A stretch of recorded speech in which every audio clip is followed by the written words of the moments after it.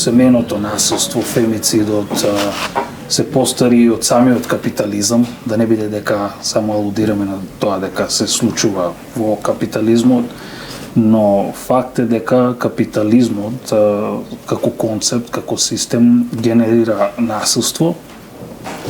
и особено кога е интерконектирано со патриархалниот концепт на семејство, тогаш станува една навистина опасна, виолентна, насилна институција. Обично се адресира, се посочува на тоа дека мажите се тие кои што вршат одредена доминација врз жените, врз децата во склоп на семејството,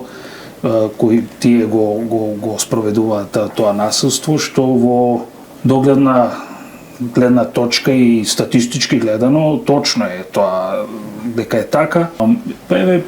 да анализираме чисто каква е денешната констелација, например да кажеме работно, се акумулира и стрес и некој наплив на лоши мисли, просто тоа што, например, кога ти се согледа сето она што се сработува и она што се заработува,